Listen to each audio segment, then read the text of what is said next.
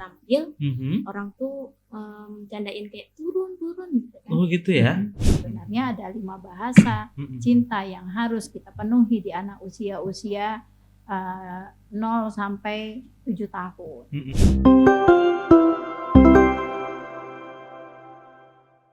Oke, baik, bismillahirrahmanirrahim. Assalamualaikum warahmatullahi wabarakatuh. Alhamdulillah, salatu wassalamu ala rasulillah. Allahumma sholli ala Muhammad wa ala Muhammad.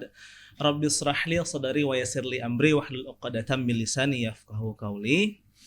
Sahabat Hijrah First yang senantiasa Allah berkahi ya. Kita ketemu lagi di episode kali ini, episode 4. Dan semoga tentunya teman-teman sahabat Hijrah First Insya Allah ngikutin episode-episode kita ya untuk kedepannya. Insya Allah edukasi, informasi yang akan kita sampaikan akan sangat bermanfaat untuk sahabat Hijrah First kedepannya. Nah, pada kesempatan kali ini, di episode kali ini, alhamdulillah kita kedatangan narasumber. Nah, kita kedatangan 2 narasumber pada episode kali ini. Nah, kita mau sapa dulu nih ya narasumber pertama kita. Assalamualaikum warahmatullahi wabarakatuh, Bu Yulmi. Waalaikumsalam warahmatullahi wabarakatuh. Senang bisa bersama-sama dalam ruangan ini. Mudah-mudahan semua dalam keadaan sehat, sejahtera, dan semuanya tetap bahagia. Alhamdulillah. Bu Yulmi, insya Allah kabarnya sehat hari ini? Insya Allah. Semangat sehat ada. Mantap. Dan yang paling penting semangat berbagi ya Bu Yulmi ya. Amin, mudah-mudahan bisa terus bermanfaat. Iya, barakallah. Nah, Bu Yulmi ini ya kita mungkin sedikit ya pengen kasih tahu nih kepada sahabat Hijrah First bahwasanya Ibu Yulmi Safdi ya, Ibu Yulmi Safdi SPDMM ini merupakan salah satu praktisi pendidikan ya yang ada di Duri. Dan beliau juga Direktur Pendidikan Sekolah Alam Duri, dan beliau juga salah satu tokoh pemerhati anak-anak dan remaja. Nah, ini jadi insya Allah akan sangat mungkin bisa disebut sebagai sahabatnya anak-anak, nah, kan gitu ya, karena Bu Yulmi ini udah deket banget dengan anak-anak gitu ya, baik yang usia masih kecil sampai bahkan yang remaja begitu. Nah, Bu Yulmi Safdi. Nah, kemudian narasumber kedua kita mau disapa dulu. Ada di sini Zahratu Tasnim. Assalamualaikum Zahratu Tasnim. Ya, ini saya panggilnya Tasnim atau Zahra atau Tu? Tasnim aja. Oke. Alhamdulillah. Barakallah. Tasnim, bagaimana kabarnya hari ini? Alhamdulillah sehat. Nah, Tasnim ini salah satu remaja ya pada masa kini ya yang sedang melewati proses perkembangannya juga ya. Tasnim ini juga salah satu siswa di Sekolah Alam Duri ya. Tasnim, insya Allah kita akan ngobrol ya ke depannya. Mudah-mudahan kita bisa menebar banyak manfaat kepada sahabat Hijrah First gitu. Oke, alhamdulillah. Nah, pada episode kali ini kita akan bahas temanya itu adalah bahasa ibu, bahasa cinta. Nah, sahabat Hijrah First, sebenarnya kenapa ya harus bahas tentang ini gitu ya, tentang bahasa ibu dan bahasa cinta. Nanti akan muncul tuh, apa sih bahasa ibu itu? Kenapa ya bahasa ibu itu menjadi bahasa cinta gitu. Nanti akan kita bahas insya Allah bersama narasumber kita, Ibu Yulmi, dan juga nanti Tasnim juga akan sedikit membahas ya tentang bagaimana sih anak-anak remaja masa kini gitu ya. Nah, jadi kita akan berangkat daripada isu atau fenomena-fenomena yang terjadi ya, yang terjadi di lapangan, Nah, banyak banget ini fenomena-fenomena yang terjadi di lapangan mengenai remaja ini ya gitu ya.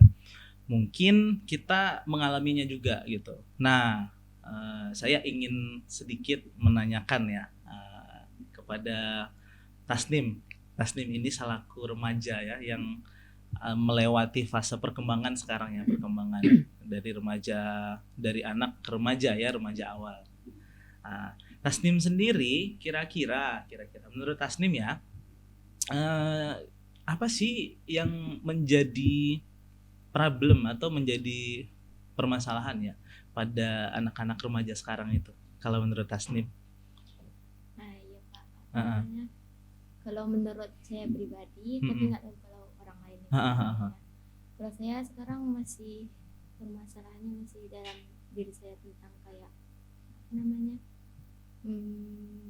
lebih pede dalam mengambil keputusan itu masih belum bisa. Karena setiap saya selalu mikir setiap apa yang saya lakukan itu mungkin salah gitu.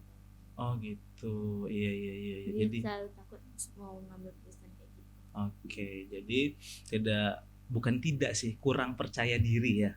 Kurang percaya diri di hal-hal tertentu ya, pada saat mengambil keputusan gitu kan dan sebagainya. Nah itu yang fenomena yang muncul pada anak-anak sekarang ya, remaja-remaja sekarang. Nah ini salah satunya nih, karena Tasnim merupakan remaja dan pelaku remaja, maksudnya itu yang mengalami.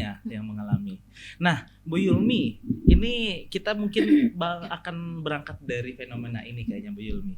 Nah, boleh dong Bu Yulmi berikan semacam tanggapan dulu deh. Kira-kira ini yang kayaknya jadi problem nih, kira-kira. Monggo Bu Yulmi, silahkan.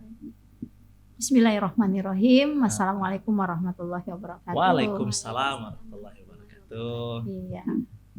Ada beberapa isu tentang remaja yang kita amati di lingkungan kita, baik itu di sekolah maupun di masyarakat. Nah, remaja ini usianya kalau bisa didefinisikan itu 12 sampai 18 tahun. Bahkan lebih dari itu, ya. Nah, itu masih dikatakan remaja. Nah, kondisi-kondisi seperti ini sesungguhnya remaja ini katanya peralihan antara masa anak-anak menuju dewasa. Nah, dalam katanya lagi dalam ilmu psikologi harusnya remaja ini nggak ada. Kalau kita menyelesaikan kebutuhan-kebutuhan pendidikan di usia 0-12 tahun dan seterusnya. Bahkan nggak ada kita punya teori remagogi, nggak punya kan? Nah, remagogi gitu. Nggak mungkin kita punyanya parenting di usia 7 di bawah 7 tahun. Terus 7 sampai 12 tahun itu pedagogi. Nah, di atasnya adalah andragogi gitu ya. Nah, begitu menurut pengetahuan dan ilmu katanya. Nah, kenapa ada sekarang fenomena anak-anak yang galau? Nah, gitu. Kenapa galaunya itu ada yang mendefinisikan 5 permasalahan. Termasuk tadi yang kata Tasnim tadi, kurang percaya diri. Nah, kenapa ini bisa terjadi? Harusnya itu udah selesai di bawah usia 12 tahun. Nah, ini kita harus ngambil masalahnya dari mana.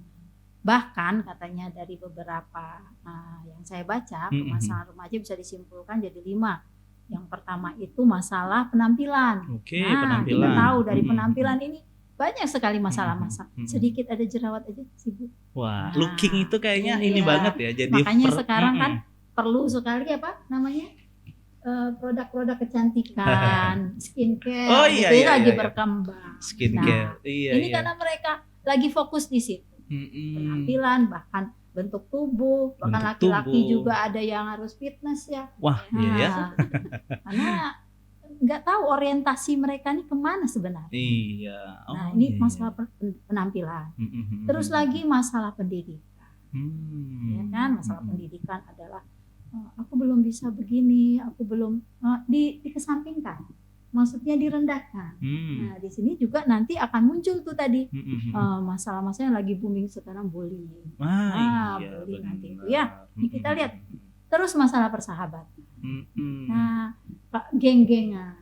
Ya, laki-laki itu bisa siap aja dia mengikuti apa saja kata kelompoknya, akhirnya dia melakukan apa saja maunya kelompok. Dan perempuan juga begitu, ya kan? Enggak. Nah, itu masalah persahabatan juga masalah kritikal mereka sekarang. Ini kenapa sih mereka mesti begitu sekali tentang persahabatan kelompok, gitu ya? Bahkan ada yang bisa, ya na'udzubillah min zalik yang kita dengar, masalah gara-gara tidak bisa melihat chat dari teman-temannya, grup di Instagram dan sebagainya, mereka bisa karena nggak punya HP melakukan apapun supaya mendapatkan itu. Karena dia nggak tahu informasi. Gitu. Bahkan bisa nyuri HP orang tuanya hanya sekedar untuk chat di grup-grup mereka. Nah, begitu ya, persahabatan ini luar biasa. Tidak anak gaul lah katanya dan sebagainya. Nah, terus Wah, percintaan. Waduh. Ini percintaan. Ini benar-benar jadi kesalahan ini, bahkan bisa sampai murung, ya kan? Nah itu kita bisa senyum-senyum sendirilah. Kita bisa pernah merasakan masa-masa itu, gitu ya, kegalauan, diputusin atau dicuekin, nah, dan sebagainya masalah percintaan. Ya, terus percaya. Masya Allah. Dan terakhir ya percaya diri ya. Jadi bukan harus terakhir, ini enggak. Oh berarti masih ada lagi. Dan kedua berikutnya. Ini kesimpulan aja. Ini kesimpulan jadi aja. Secara umum, nah percaya diri juga masuk ke dalam masalahnya. Kenapa ini bisa terjadi? Iya. Apakah karena mereka belum kenal dirinya, atau yang disebut bahwa mereka belum menemukan jati diri. Menurut teorinya jati diri itu udah harus ditemukan umur 10 tahun. 10 tahun. Iya. Pasti umur berapa? 15 tahun.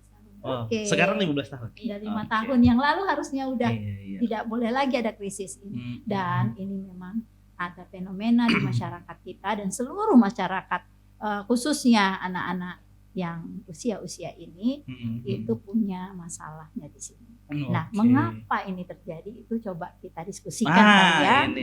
Mengapa ini terjadi dan apa dampaknya dan bagaimana cara. Nah, jadi tadi tuh Bu Yulmi singgung 6 tentang problem gitu ya. Problem di usia-usia remaja sekarang kan. Yang pertama orientasi kepada penampilan ya. Kalau gak good looking, aduh kayaknya itu gimana gitu ya. Sehingga ya harus ada scarean gitu kan.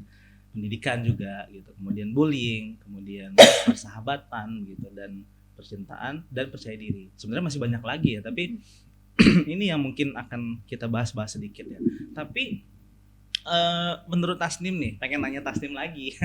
Nah, Tasnim, dari 6 ini kira-kira yang paling relate itu maksudnya yang paling kayaknya dialamin ya gitu oleh Tasnim secara pribadi, apa ya kira-kira dari 6 ini, ada nggak kira-kira? Ada. Yang mana nih? Yang mana satu? Mungkin soal apa namanya? Percintaan. Oh, percintaan. Masya Allah. Percintaan. Oke, selain percintaan ada lagi nggak? Ya itu tadi percaya diri. Percaya diri. Oke, percintaan, percaya diri. Kemudian ada lagi selain itu? Sahabatan mungkin?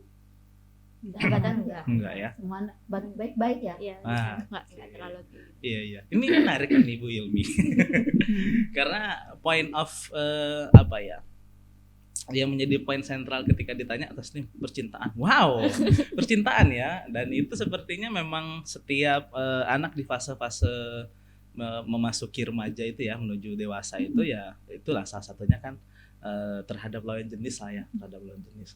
Nah, kira-kira yang menjadikan problem percintaan ini, kalau menurut Tasnim kan itu kayaknya jadi problem sih percintaan gitu. Kita ingin bahas ini dikit nih ya. Apa ya, kok percintaan itu menjadikan sebuah sebuah permasalahan ya gitu ya. Apakah ada pengaruhnya dengan performa di sekolah, maksudnya itu dengan semangat belajar gitu atau dengan yang lainnya gitu. Kira-kira gimana itu Bu Yulmi, kira-kira Bu Yulmi? Masalah percintaan iya. gitu ya, sementara kita harus membatasi diri dengan nilai-nilai. Nah, makanya di Islam kita harus di awal di usia 0-7 tahun gitu ya. Nah, mereka itu harus dikuatkan fitrah keimanan. Nah, kalau kami di sekolah alam itu fitrah keimanan ini menjadi satu hal yang mutlak. Bagaimana anak-anak itu dibesarkan rasa rububiyahnya, kemaha agungan Allah, kehebatan Allah itu harus dipenuhi di usia itu.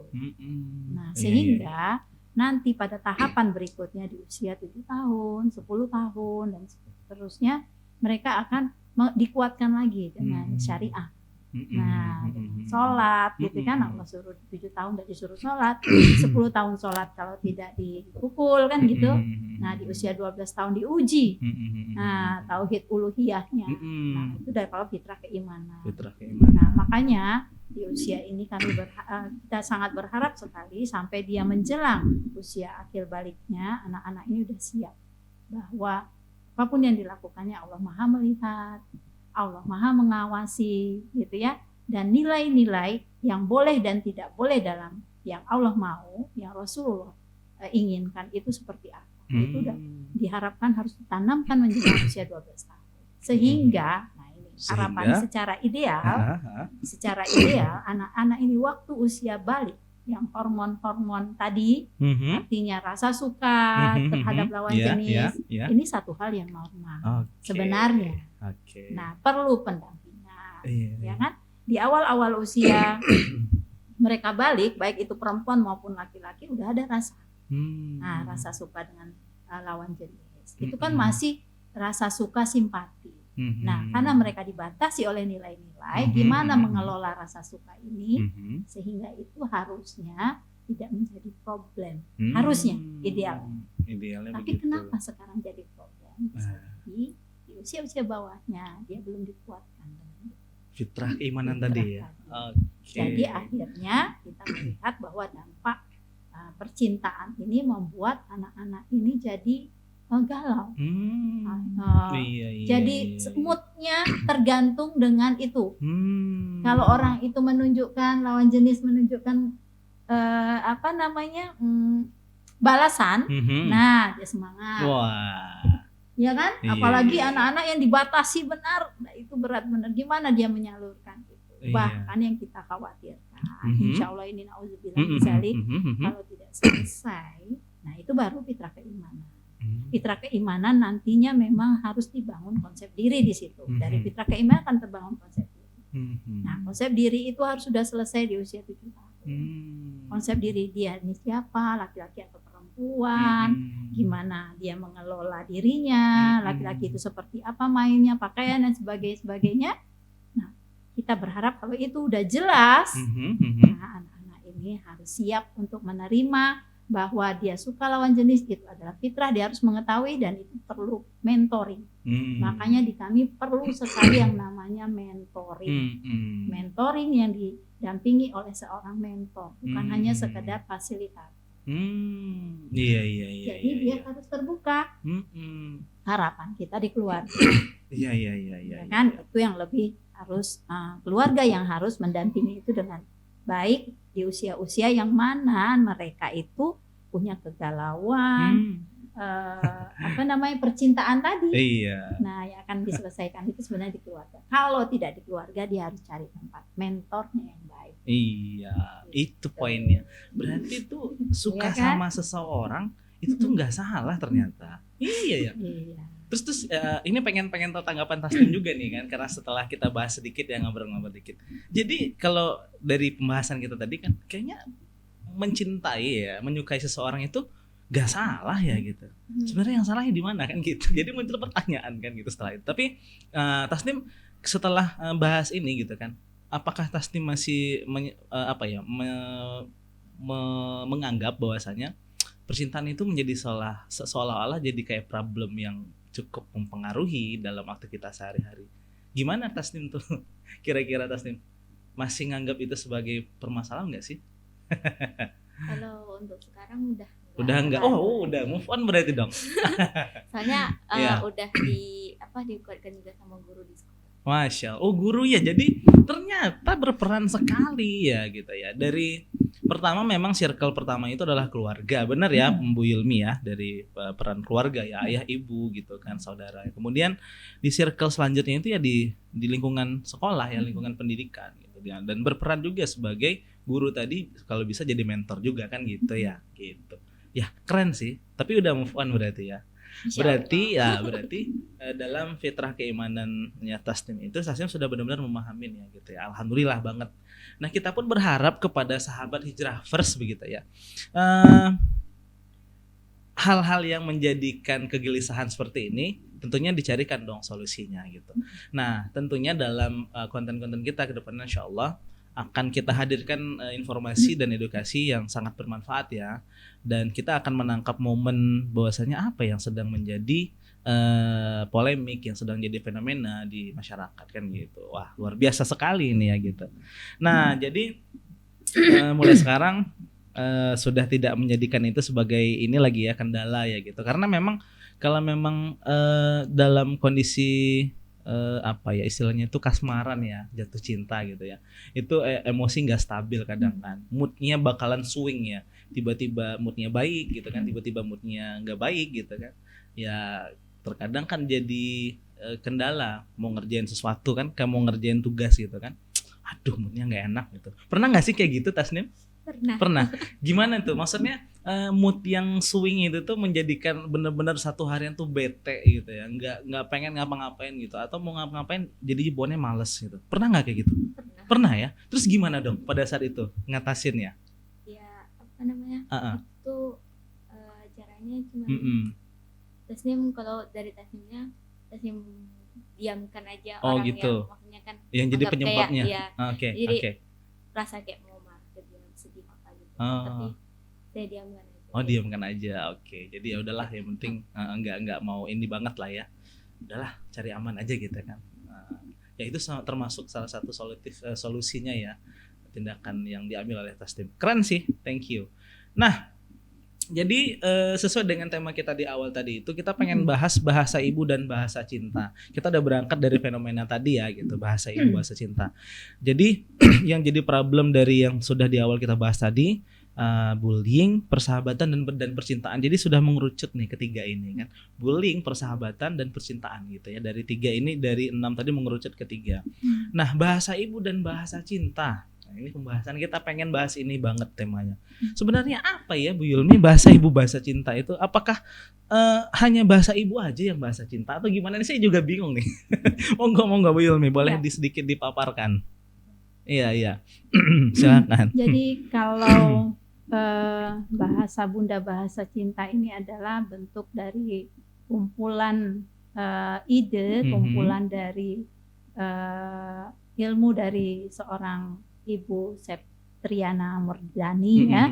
Beliau adalah pakar parenting dan awal founder Sekolah Alam di Indonesia. Beliau menulis buku ini dan ini menjadi acuan benar kami di Sekolah Alam bahwa setiap guru itu harus memahami ini. Nah, apa sebenarnya bahasa ibu, bahasa cinta yang sekarang jadi bahasa bunda, bahasa cinta gitu ya.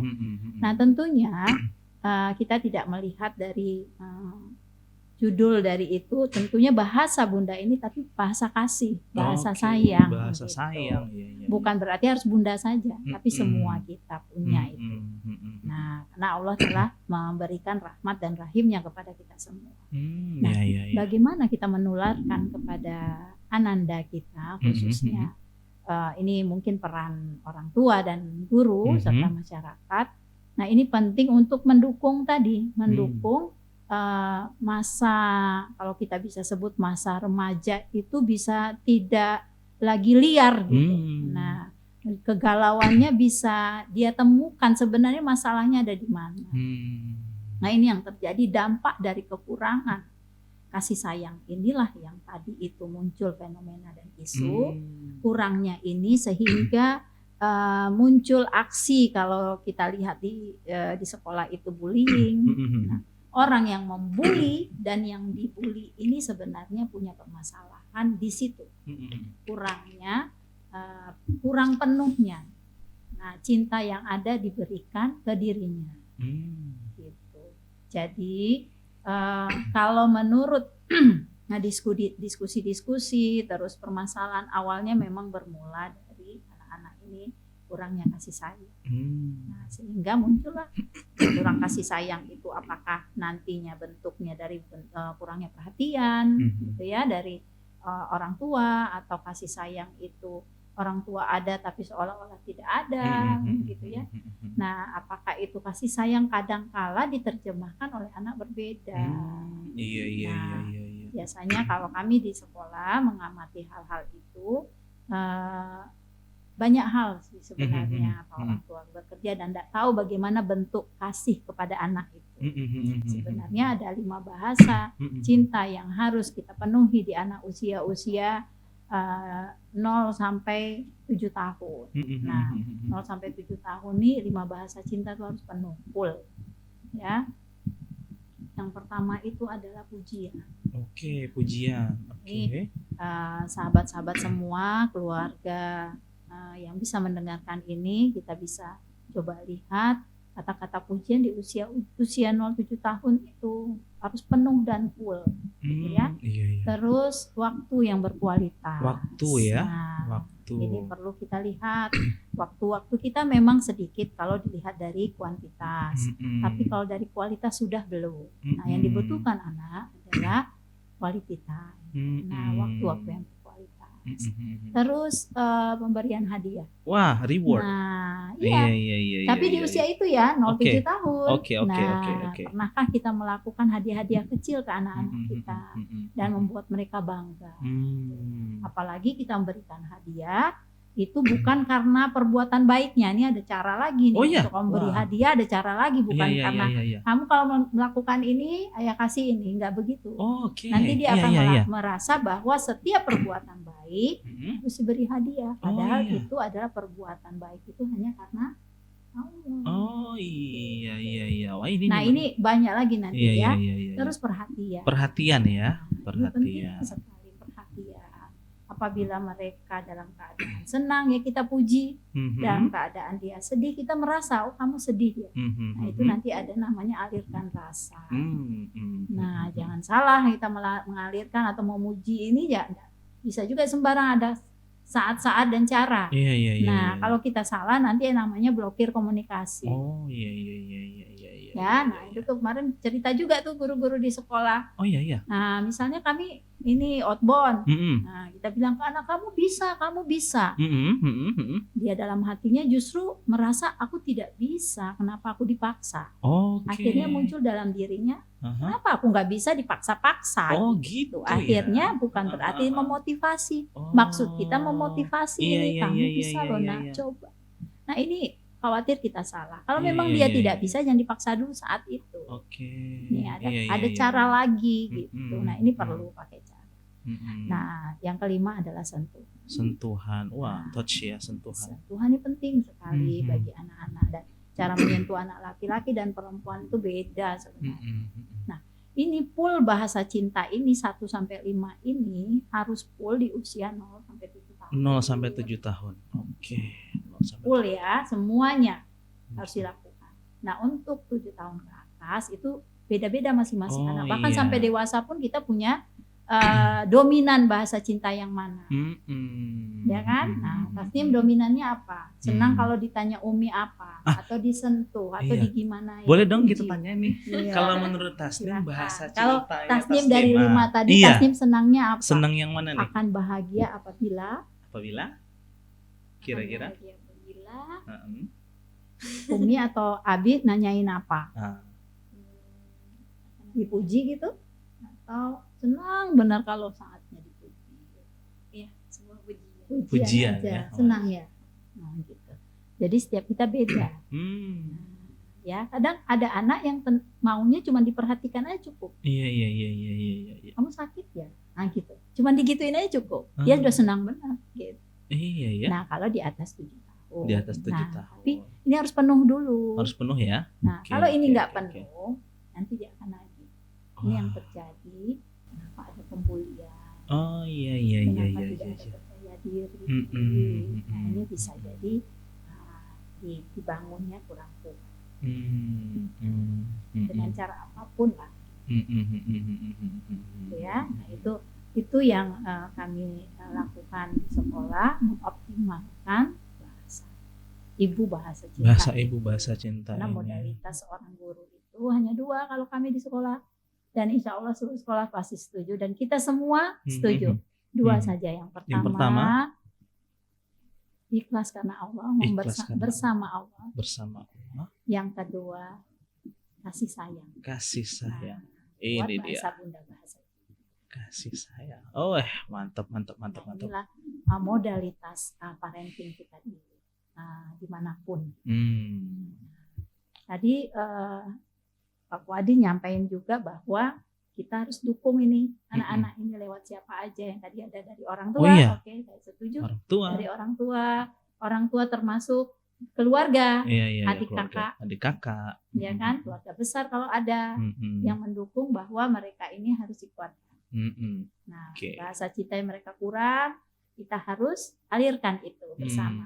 Ya kakak bantu adiknya, gitu ya. Ya adik menghargai kakaknya. Nah, ini harus kerjasama. Nah, yang berikutnya adalah sekolah. Wah, sekolah. Ya, sekolah dan seluruh warga sekolah. Nah, di sekolah ada guru yang paham benar kebutuhan anak ini apa. Makanya kami penting sekali mentorship. Mentorship ya. Bukan hanya sekedar teaching, ya. Bukan hanya sekedar coach. Nah, lebih kepada mentor, mendampingi permasalahanmu apa, nah, lihat kebutuhannya apa. Makanya di kita tidak banyak-banyak terima, karena kita berharap anak-anak ini harus terfasilitasi yang tadi yang kurang tadi. Nah, di sekolah dan rumah itu harus kerjasama. Nah, kami lihat di rumah mungkin kurangnya di sini, ya di sekolah kita kuat. Nah, kita sampaikan kalau orang tua yang belum paham, makanya di sekolah ada namanya kegiatan orang tua harus ikut parenting. Oh iya, harus ikut parenting. Iya, supaya bisa bersinergi ya. Tugas kita hanyalah berikhtiar, ya kan? Ikhtiar optimal bagaimana anak-anak ini kita dampingi dengan baik. Nah, hasilnya insya Allah kita serahkan kepada Allah. Insya Allah sesuai dengan maunya Allah kita lakukan. Allah Maha Tahu, hasilnya akan lebih baik insya Allah. Insya Allah. Tapi ngomong-ngomong, Tasnim ini dari SD apa dari TK ya di sekolah alamnya ya? Dari SD. Oh, dari SD ya. Oh, dari SD. Sekarang sekolah alam itu ada TK dan SD saja atau sampai tingkatan apa sekarang? Tasnim ini kan sebagai ini ya, siswa ya gitu. Udah ada SMP-nya sekolah alamnya. Udah ya. Sampai SMA. Oh, sampai SMA. Tasnim sekarang kelas berapa dong? SMA. Oh, SMA. Wah, iya. SMA kelas 1 ya, kelas 10 ya. Oh, berarti di sekolah alam itu ada PAUD-nya ya, Bu ya? PAUD ya. Kelompok belajar atau lebih tepatnya KB ya, Bu ya? Kelompok belajar atau gimana tuh? Anak usia dini, TK. TK. Dari KB, TKA, TKB. Oke, TKA dan TKB. Kemudian ada SD-nya juga ya. SD-nya juga, ada SMP-nya dan SMA-nya gitu. Wah. Iya. Ya berarti bahasa ibu dan bahasa cinta ya, bahasa bunda tadi ini memang benar-benar direalisasikan di dalam kurikulum ya, dalam penerapan pun pola pendidikan di sekolah alam ya. Oke, dioptimalkan ya, dioptimalkan betul. Dan yang paling penting tadi sinergi antara pola di sekolah dan pola di rumah melalui parenting ya, Bilmi ya. Kegiatan salah satu jadi wajib ada ya? Orang tua. Ya. Itu kegiatan wajib ya, Bilmi ya. Oke. Ya, itu poinnya juga sih sebenarnya. Karena untuk membentuk anak-anak ini kita tidak bisa mengharapkan hanya sekolah saja. Oh iya, benar. Perlu dari rumah. Dan kita berharap mengapa orang tua ingin masukkan anak ke sekolah alam? Kita berharap tujuannya sama, gitu, untuk ngapain. Nah, kita justru itu akhirnya kita akan kerjasama. Orang tua kan udah sepakat bahwa kami akan begini kan, oke kita kerjasama. Kami akan bantu orang tua. Tapi bukan berarti hanya sekolah saja. Nah, ini yang kita akan himbau ke semuanya orang tua, bahkan dimanapun, bukan hanya di sekolah kita, tapi memang idealnya anak ini dibentuk justru banyaknya itu harusnya di rumah, dari keluarga. Nah, sekolah hanya membantu. Nah, kalau udah itu sinergi, maka kita berharap nanti ke masyarakat akan mendukung ini. Nah, di sekolah juga harus kita bikinkan yang kuat itu bukan hanya sekedar guru, tapi sistem juga. Oke. Nah, kita belum ke pemerintahan. Kalau negara lain ke pemerintahnya udah bikin sistem, masyarakat punya aturan, anak-anak remaja tidak boleh begini kan gitu di luar. Itu kita belum ketat di situ ya. Kita berusaha dari rumah dan sekolah masih. Nah, kita bikinkan sistemnya yang baik, yang sesuai dengan ini, dan kita bantu remaja ini untuk bangkit supaya menuju kedewasaan. Nah, menuju kedewasaan tadi. Wah, sebenarnya ini ya Tasnim, dari semua yang problem di awal tadi itu, ketika kita menggunakan bahasa ibu dan bahasa cinta, Tasnim tuh merasakan nggak sih bahasa ibu dan bahasa cinta? Kalau tadi kan Tasnim bilang lebih suka tuh dipuji gitu ya. Nah, kira-kira menurut Tasnim bahasa ibu bahasa cinta itu akan berpengaruh nggak sih bagi Tasnim sebagai seorang remaja gitu ya? Kira-kira gimana tuh akan berpengaruh banget nggak? Berpengaruh ya. Misalnya kayak apa namanya,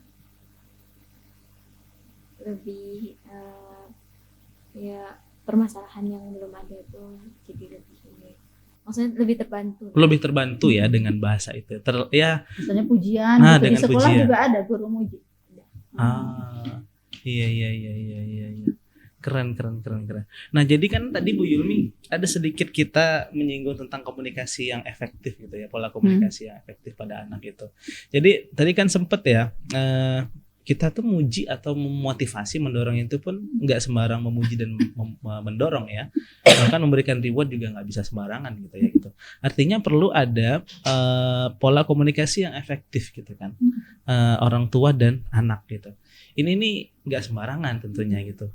Nah, kira-kira Bu Yulmi komunikasi yang idealnya gitu ya, sebaiknya gimana ya bagusnya tuh antara anak dan orang tua itu? Terkadang ini fakta di lapangan itu maunya orang tua itu terkadang belum tentu si anaknya juga akan mau, kan gitu ya, kayak gitu ya gitu. Berarti ada kendala pada saat berkomunikasi dong gitu. Nah, ini nih kira-kira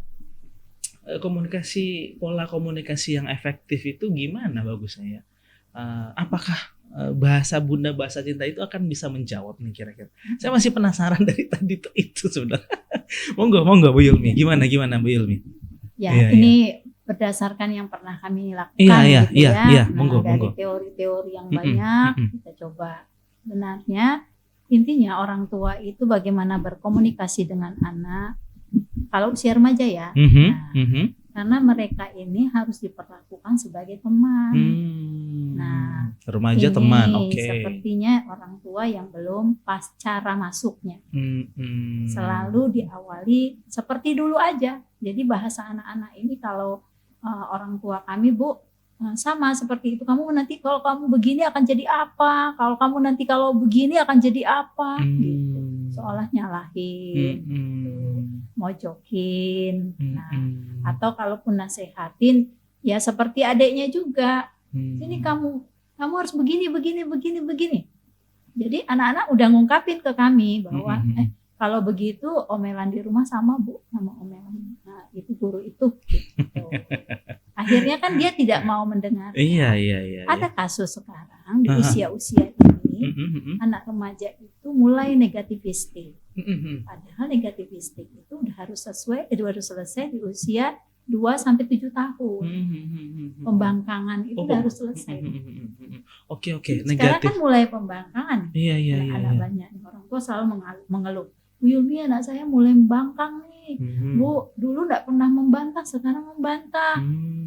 Mulai katanya negativistik periode kedua. Padahal harusnya itu tidak ada. Harusnya tidak ada ya. Artinya ada sesuatu yang belum terselesaikan ya. Iya. Oke, iya. Jadi sepertinya sepertinya di usia 2-7 tahun pola komunikasi orang tua ke anak ini harusnya di usia itu kan mereka mulai negativistik, mencoba. Kalau aku lakukan, jangan lakukan. Jangan memanjat. Jangan berlari. Nah, ini mungkin kata-kata yang anak-anak sebenarnya mau coba. Gimana sih rasanya? Gimana sih rasanya tangga tinggi? Jangan. Padahal itu sebenarnya khawatir. Iya. Padahal di diri anak itu mau mencoba. Iya. Nah, waktu itu penasaran terus yang kayak gitu gimana ya? Kalau kayak gitu gimana ya? Iya. Anak-anak usia itu. Nanti Pak Ade merasakan tuh. Iya, benar. Nah, disuruh ini dia begini, disuruh jalan dia berlari. Iya. Gitu kan, negativistik memang di usia-usia itu. Oke. Nah, makanya orang luar negeri itu memang ayo kamu mau ngapain? Naik, oke, kita siapin. Apa yang kekhawatiran kita, takut jatuh, takut celaka, diantisipasi. Nah, bisa jadi itunya belum. Jadi akhirnya boleh jadi juga dia minta perhatian. Dilakukannya yang orang tuanya yang tidak boleh dilakukannya. Aku minta perhatian, nagih itu yang dulu belum selesai. Atau orang tua tidak tahu bahasa cinta anaknya ini cenderungnya kemana. Iya. Nah, kalau ditanya Pak Puadi dari 5 itu Pak Puadi cenderungnya yang mana? Kalau saya pribadi ya, saya cenderung pujian juga. Gak tahu kenapa ya. Iya. Ya kita cenderung sedikit dipuji aja kita bisa bekerja lebih. Benar. Dihargai kita bisa bekerja lebih. Nah itu kecenderungan. Makanya banyak anak-anak yang dia nggak butuh nih hadiah-hadiah. Orang tua ngasih ini biar anak senang. Padahal dia nggak butuh itu. Saya pingin orang tua saya cuma nanya apa kabarnya hari ini. Pingin itu aja Bu. Dan itu sekarang masalah.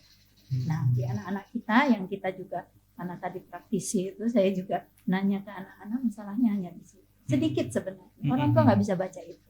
Kami udah kasih semuanya Bu. Bajunya aja yang mahal, sepatunya aja yang mahal. Apalagi kurang kami. Yang dia minta kami kasih. Sebenarnya maunya mereka bukan itu. Ya kan? Nah komunikasi akhirnya terblok. Orang tua hanya bilang, kami udah kasih, uang sekolah kamu berapa? Kamu udah dikasih ini, apalagi sih? Semua fasilitas ya dilengkapi ya. Anak-anak tidak bisa mengungkapkan itu, orang tua tidak bisa membaca kebutuhan anaknya sebenarnya apa. Iya. Akhirnya muncul entah di luar, dia melakukan hal-hal, entah dia dianggap kecil di rumah, tidak diberi peran. Nah, akhirnya tidak dihargai keberadaannya, dianggap masih anak-anak, ya kan? Akhirnya dia melakukan pembulian. Iya benar. Ancaman ke temannya. Iya. Atau sebaliknya, orang tua selalu membuat anaknya membantu semua urusan anaknya. Sehingga ego kan, dia merasa juga di sekolah dia harus begitu. Jadi ke teman-temannya dia seperti tinggi gitu. Iya benar. Dan sebagainya. Nah itu yang membuat komunikasi terhambat. Apa yang mesti kita lakukan? Orang tua harus jeli melihat. Harus jeli melihat itu ya. Apa yang muncul, makanya kerjasama dengan sekolah. Ya, kalau di rumah bisa jadi tidak kelihatan, ya kan? Anak baik aja, karena di rumah punya aturan tekanan, kamu harus begini, karena bapak adalah bapakmu, bisa jadi otoriter. Dia punya tekanan, aja di rumah dia bagus kelihatan, di luar. Atau di sekolah bagus karena penuh tekanan juga, akhirnya di rumah. Nah jangan sampai, kalau bahasa saya nggak boleh ada yang tersumbat. Kalau tersumbat itu pastilah dia akan mencari cara keluarnya. Untuk keluar, benar. Dengan segala macam cara. Makanya di kami memang alirkan rasa dulu. Apapun yang terjadi alirkan rasa. Kalau itu tidak ada kerjasama dengan orang tua. Orang tua tak mau lagi mengakui ini bersama-sama, kerjasama bersama. Nah ini yang paling sulit. Biasanya kami menyerah di situ. Tapi kalau orang tua masih, Bu, tolong, saya akan bantu di mana? Ajari kami kerjasama. Nah kalau udah mau kerjasama orang tua, kita enak. Kalau guru kasihan, sekolah kasihan, ya.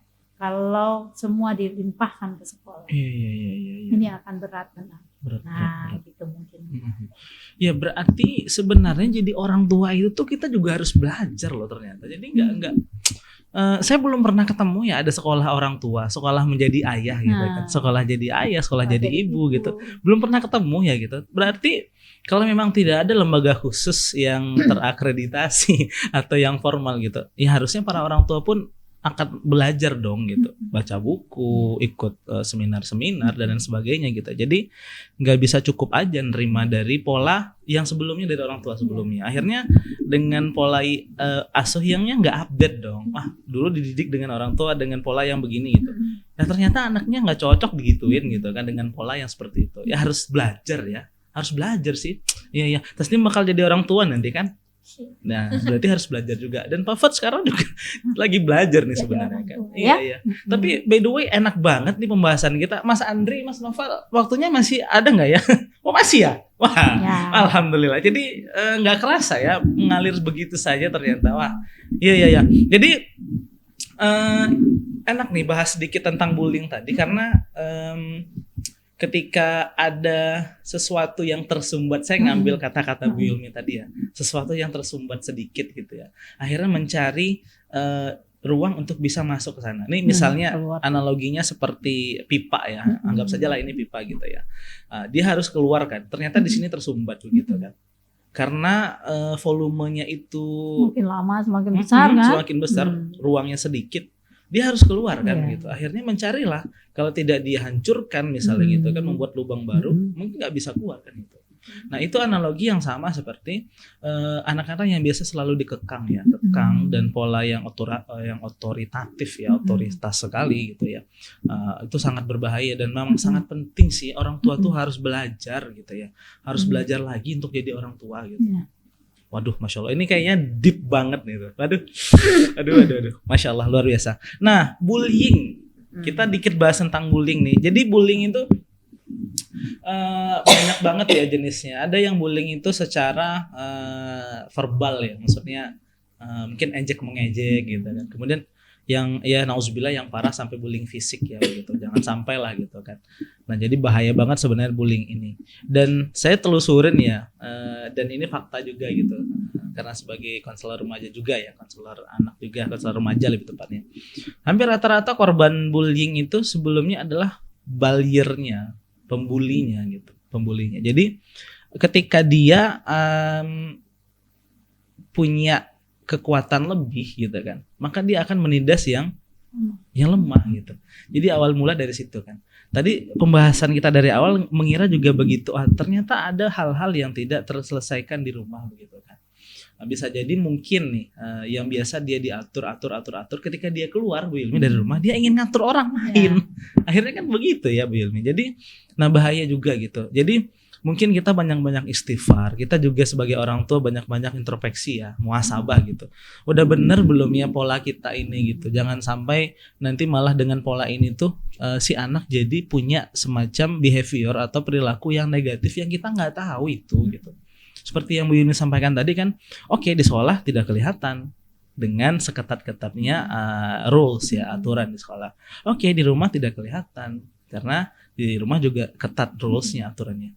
Lah, nanti di sisi lain atau di pergaulannya, di komunitas, di circle yang lain muncul gitu kan. Dan bahayanya ketika kita nggak tahu nih sebagai orang tua.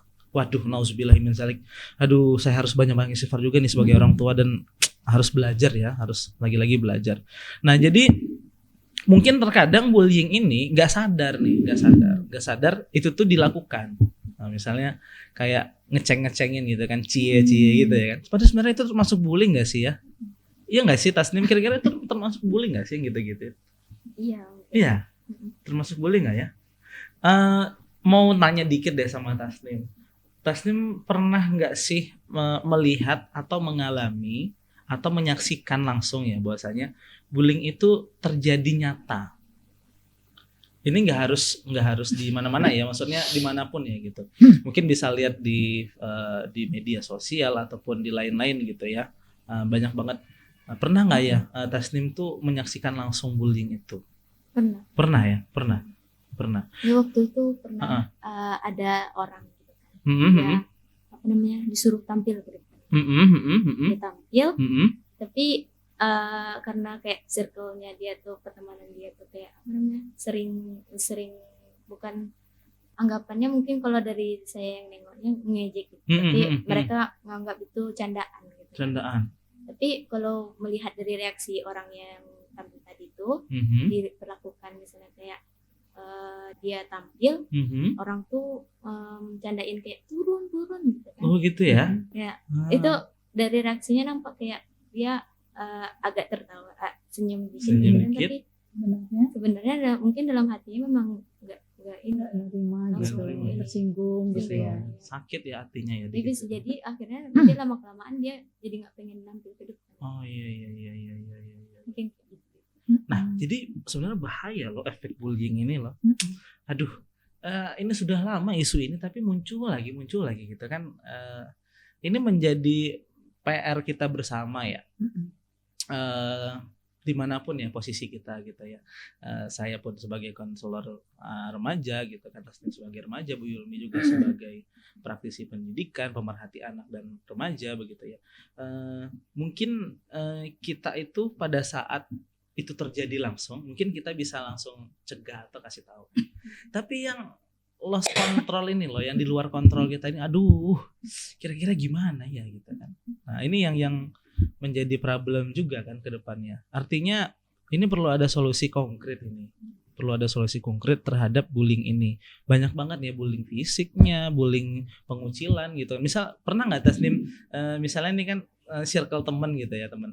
Terus ada kelas dikit sama temen, udah nggak usah temenin ini. Jadi kayak buat circle baru gitu-gitu. Pernah nggak sih ngelihat fenomena itu? Pernah nggak sih? Pernah ya kayak gitu. Nah itu termasuk bullying ya ternyata ya, termasuk bullying yang kayak gitu. Dan jangan salah sangka ternyata saya berbullying juga ada loh di media sosial ya kan, di media sosial gitu ya. Misalnya itu loh, saya dulu sempat viral, langsung ditangkap itu. Jadi kalau saya nggak salah itu kejadiannya di Jawa. Saya lupa di mana lokasinya. Jadi ada yang videoin anak-anak pulang sekolah gitu kan, masih pakai seragam, Yulmi masih pakai seragam, naik motor gitu kan. Jadi ada ibu-ibu lewat tuh pinggir jalan gitu kan. Ada ibu-ibu lewat pinggir jalan. Niatnya bercanda gitu kan, si anak-anak ini gitu kan. Turun dari motor, terus yang saya kagetnya kok kenapa ya si ibu ini didorong sampai terjatuh gitu, sampai terpukul sama si anak. Jadi saya kaget pas ngeliat video itu kan, waduh ini beneran gitu kan. Dan anak sekolah ya, astagfirullahaladzim gitu kan. Wah, dan setelah ditelusurin lagi akhirnya sudah diproses oleh polisi ternyata hal seperti itu. Nah kita mengusahakan nih agar ini tidak terjadi gitu ya, agar ini tidak terjadi. Saya pengen minta semacam dari Bu Yulmi ya, pandangan atau bahkan pendapat Bu Yulmi sendiri lah gitu ya. Sebaiknya solusi konkret untuk bullying ini dan bentuk preventifnya gitu ya, mencegahnya gitu. Sebenarnya gimana ya Bu Yulmi yang sebaiknya gitu ya kira-kira? Ya. Semua ini kegalauan kita orang tua dan guru pihak sekolah itu dituntut untuk sebenarnya menyelesaikan ini. Nah ini banyak sekali hal yang sering dilakukan bullying itu banyak terjadinya di sekolah. Karena berkumpul semua di situ. Nah kalau untuk usia 12, 15 sampai 18 tahun ini sebenarnya untuk preventifnya itu tadi dia perlu mentor. Kita nggak bisa lagi melihat dari sisi dulu lagi kan. Kita mau lihat penyebab aja. Yang tadi kita cerita. Ini belum selesai dihapus ya. Oke, itu udah selesai. Sekarang kita menghadapi remaja yang begini nih. Apa yang bisa kita lakukan? Nah, yang pertama harus dikuatkan adalah seluruh anak harus punya masing-masing mereka dia kenal dirinya. Maka perlu mentor. Pasti mudah harus bisa kenal siapa dirinya. Siapa Tasnim, baik kelemahan, kelebihan, apalagi dan sebagainya, cita-cita dan sebagainya. Terus tujuannya apa, tujuan hidupmu apa, kamu perannya sebagai apa di rumah, di sekolah, di masyarakat seperti apa. Nah itu untuk membuat itu perlu pendampingan. Ada orang yang mendampingi itu, dan bisa dia buat sendiri kan. Itu perlu kedekatan. Nah diarahkan sehingga dia punya konsep diri, dia punya jati diri. Jati diri itu segala hal tentang dirinya kan. Dia kenal itu. Nah itu perlu. Dan anak-anak usia remaja harus bisa buat. Karena SD belum bisa. Nah yang kedua, kalau itu udah kuat di diri mereka, akhirnya mereka kenal diri, dia nggak akan lagi mau melakukan peremehan ke teman-temannya. Karena temanku punya kekuatan, aku juga punya keunikan, kelebihan, ya kan? Dan sekolah atau orang tua juga jadi kenal. Jangan paksa anaknya melakukan yang A, C, sebenarnya dia excellent di B. Orang tua karena nggak kenal aja, dan anak juga tidak mengungkapkan itu. Sama untuk memilih sekolah aja. Harusnya anak-anak udah tahu, Bu, aku tujuan hidupku ini, mimpiku ini loh. Mimpiku dokter loh. Nah, sekolah yang akan cocok denganku ini, kemampuanku di sini. Kenapa aku milih dokter? Karena kemampuanku ini. Aku senang menolong orang lain. Aku empati ke orang. Makanya kita di kelas di SD, di SMP itu nanti ada talent mapping. Dia kenal diri, itu membantu mereka untuk kenal diri. Benar nggak dirimu ini? Nah, nanti ada pendampingan. Nah, gitu, untuk mengenal itu. Sehingga mereka nanti bisa pede. Nah itu nanti akan muncul kepedean itu kalau dia kenal dirinya. Nah itu akan mengefektifkan preventif yang kata Pak Fuad tadi, bahwa minimal bully. Ya kan, tidak akan terjadi lagi itu. Baik yang membuli maupun yang dibully. Yang dibully, korban bully, dia paham bahwa aku nggak seperti yang diomonginnya. Aku ini, dia akan lebih percaya diri. Karena dia tidak punya tahu dirinya, apa iya aku begitu, apa iya ya, aku begitu ya, aku begitu. Akhirnya dia tertekan sendiri. Itu yang terjadi. Akhirnya dia melakukan pembulian di tempat lain. Atau psikologisnya kena. Dia depresi, sebagainya. Nah, itu kalau pembulian di sekolah.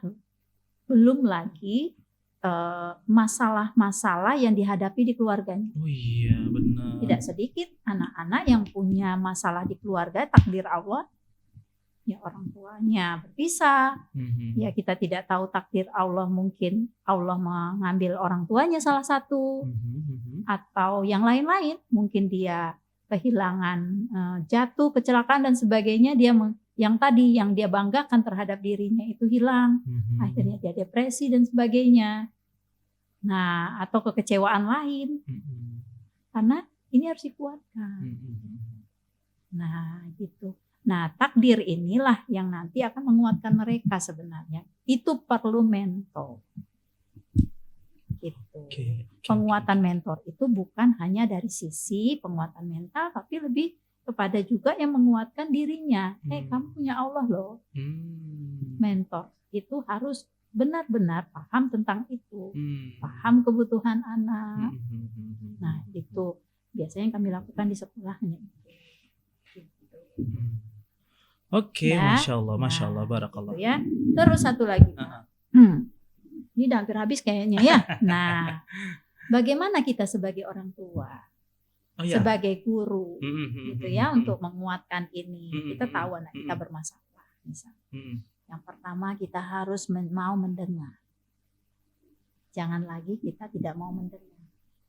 Orang tua kadang nggak mau dengar. Enggak, bukan itu. Kamu yang salah. Dengarkan dengan sepenuh hati, dengan pakai 5 tadi. Artinya salah satu kalau mendengar, perhatikan. Hadirkan diri kita untuk mendengarnya. Hadirkan dalam arti bisa jadi tidak dalam bentuk fisik, ya kan, bisa jadi dalam benar-benar mendengar. Ada anak dia nggak mau bilang sama ibunya, dia lebih dekat ke ayahnya, ayahnya di luar negeri. Karena ayah mau mendengar, dia merasa ayahnya pasti mendengar. Nah, jadi dengarkan dengan sepenuh hati. Yang kedua, jangan malu minta maaf kalau memang kita salah. Ya, untuk orang tua dan guru ya, jangan malu minta maaf. Minta maaflah. Kalau untuk anak-anak remaja, mereka paham sekali. Insya Allah mereka akan memaafkan. Mereka butuh itu. Ya. Yang ketiga, coba kita refleksi diri kita. Ya, refleksi lagi. Dia keras itu sebenarnya saya juga keras. Tugas kita bukan melembutkan dia, membuat kerasnya itu bisa dioptimalkan untuk apa. Ya, kadang kita lupa di situ.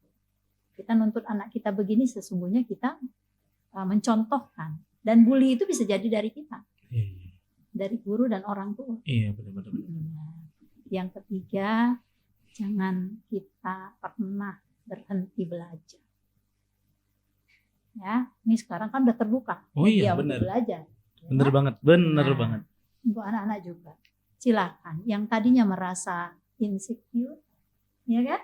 Dia harus lihat, aku ini siapa sih sebenarnya, ngapain gitu kan? Nah, yang membuat kepercayaan diri itu bisa jadi dari mentor. Terus yang berikutnya teladan. Harus punya teladan ya? Harus punya. Orang tua harus jadi teladan. Orang tua jadi teladan. Ya, guru harus jadi teladan. Ya, harus ada yang bisa diteladani. Yang berikutnya, tidak boleh merasa diri kita hebat. Kadang orang tua selalu tuh bilang, Bapak jadi begini karena begini loh. Begini. Iya. Ya kan? Nah, guru kadang juga begitu, merasa diri hebat. Padahal dia lupa kalau jadi selama anak remaja dia hanya sebagai teman, posisikan sebagai teman, insya Allah ya. Karena kejadian atau remaja saat ini fenomena itu adalah tugas kita bersama, karena mereka adalah masa depan kita yang menggantikan posisi-posisi semuanya nanti, baik di pemerintahan, di agama kita, dan posisi kita akan tergantikan. Mau kita jadikan apa? Kalau kita nggak bekerja sama antara rumah, sekolah, dan masyarakat, tentunya mereka akan galau sendiri. Kita akan biarkan mereka sendiri mencari yang mereka tidak tahu apa yang mereka cari. Nah, kita ingin menemukan itu di diri mereka, rangkul mereka dengan baik, dengan bahasa-bahasa yang baik. Gitu. Tentunya mereka perlu itu, karena bisa jadi di rumah tidak didapatkan, bisa jadi di sekolah tidak didapatkan. Boleh jadi mereka dapatkan di masyarakat. Banyak ya kalau kita lihat, saya bisa seperti ini, dulu pernah bertemu dengan orang ini. Saya pernah seperti ini, pernah membaca kisah. Banyak hal. Nah, insya Allah kita doakan, terutama anak kita dan anak didik kita dan anak bangsa ini bisa jauh lebih baik. Kalau sekarang mereka lagi begitu, kita doakan mereka akan kembali ke rumah mereka masing-masing, kembali ke orang tua mereka. Tentunya kita berharap kembali ke Allah. Masya Allah, ini luar biasa ya. Semoga setelah ini, setelah dari diskusi kita ini, semua para orang tua itu terinspirasi ya. Bukan hanya orang tua ya, guru-guru, praktisi pendidikan gitu. Bahkan setiap elemen yang berinteraksi dengan para anak-anaknya gitu ya, orang tua, bahkan yang lain lah ya. Jadi jangan sampai problem-problem itu tuh terus bermunculan ya, bullyingnya, tidak percaya diri pada anaknya gitu kan. Ya kita memang harus belajar terus ya, introspeksi diri, dan ya itu tadi yang disampaikan Bu Yumi. Coba deh jadi orang tua yang bisa mendengar juga gitu ya, Bu Yumi, mendengarkan anaknya gitu. Barakallahu fikum, barakallahu fikum. Terima kasih banyak atas waktu dan kesempatan ya. Bu Yumi sudah menyempatkan hadir di studio podcast kita. Semangat berbagi yang saya masih saat ini belajar banyak ya sebenarnya dengan Bu Yumi juga gitu kan. Dengan Tasnim, terima kasih juga sudah menyempatkan waktunya gitu. Harapannya bisa menginspirasi ya para remaja gitu tentunya. Dan closingnya mudah-mudahan teman-teman semua kedepannya bisa ngikutin konten-konten kita juga di Hijrahverse ini. Insya Allah sahabat Hijrahverse, insya Allah di next episode teman-teman bisa nikmatin konten-konten yang lainnya, dan tentunya banyak banget manfaatnya ya, dari sisi edukasi maupun informasi yang lainnya. Jadi jangan lupa nanti di like ya dan di subscribe juga. Semoga dengan like dan subscribe itu bisa menebar banyak manfaat. Nah, tentunya kepada seluruh orang yang akan menonton. Mungkin itu saja kira-kira. Mau cek dulu boleh nggak sama Mas Noval sama Mas Andri? Gimana? Udah? Oke? Makasih banyak teman-teman semua yang sudah berkontribusi, teman-teman media kita, teman-teman balik layar ya, Mas Andri, Mas Noval, kemudian Bu Yumi dan Tasnim, terima kasih sudah hadir di studio kita. Semoga harapan kita semua dan hasil diskusi ini, ngobrol-ngobrol ya mungkin bentar ya, atau mungkin obrolan ini sebenarnya nggak semua orang itu akan berpikir ini bermanfaat, ya nggak apa-apa, yang penting tuh kita sampaikan aja dulu gitu ya, dan sebisa mungkin kita jadikan ini inspirasi bagi orang banyak. Terima kasih sekali Tasnim dan Bu Yumi sudah hadir di studio kita. Saya akhiri dengan billahi taufiq wal hidayah. Assalamualaikum warahmatullahi wabarakatuh.